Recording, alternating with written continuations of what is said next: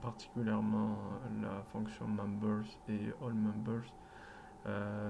Au niveau des axes et des colonnes, ou sinon au niveau du where clause, habituellement on a besoin d'un set. Ok. Première chose à connaître, c'est que members, la fonction members se comporte différemment. Auquel cas on l'ajoute à un niveau hiérarchie ou un niveau level. Si on utilise la fonction member au niveau hiérarchie,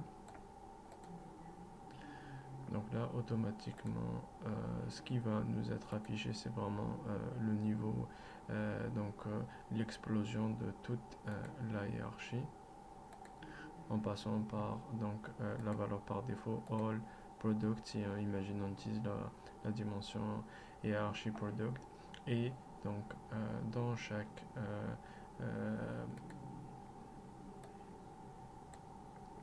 dans chaque hiérarchie, ok, on va exploser chaque hiérarchie pour aller chercher son member.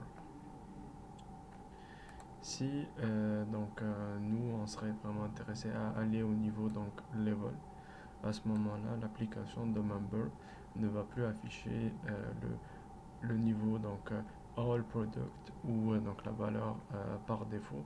Elle va vraiment cibler les membres d'un level spécifique. Comme on peut le constater ici, quand on va aller au niveau subcatégorie, là on va juste afficher ces members là. À noter que la fonction member n'affiche pas les calculated members. Ici subcatégorie, on a affiché 1, 2, 3 membres. Ok. Si on veut aller chercher des calculated members, il faudrait utiliser la fonction all member. Et à ce moment-là, on va avoir l'affichage des calculated members.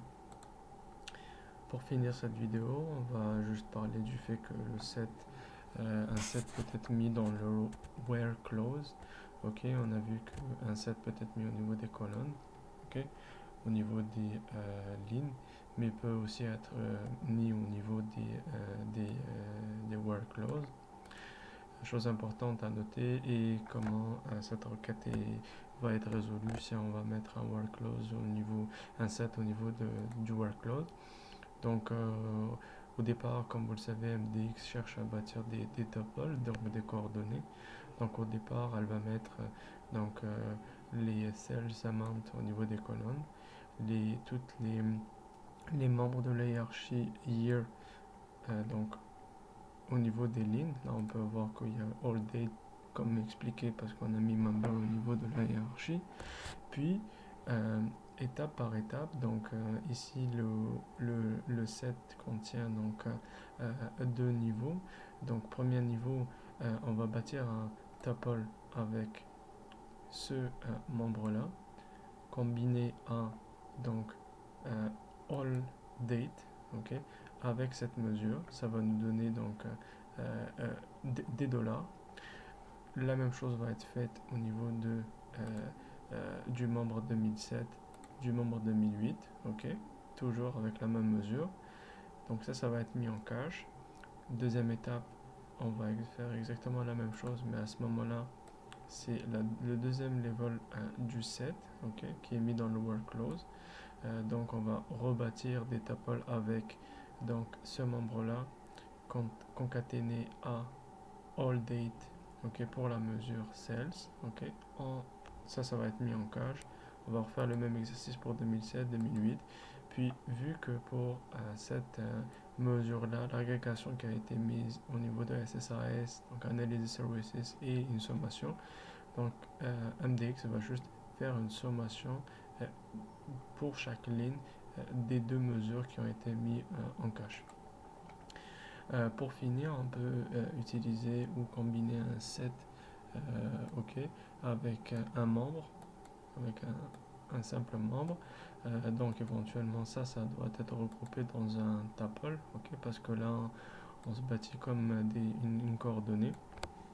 Puis la façon dont ça réagit, MDX réagit, c'est que donc ici on met juste au niveau des colonnes notre sales, au niveau des lignes donc rien n'est spécifié. Donc on va commencer par donc bâtir des tuples. Donc première tuple c'est on va commencer avec ce membre là, concaténer avec donc l'année 2007 pour la mesure sales, ça va nous donner donc des dollars. On met ça en cache, on passe à la deuxième étape parce qu'on va bâtir un deuxième tuple avec ce membre là, l'année 2007 pour cette mesure là. Vu que la mesure donc sales utilise une agrégation de sommation, donc MDX va sommer les deux mesures mises en cache pour donner un total qui est affiché. Merci.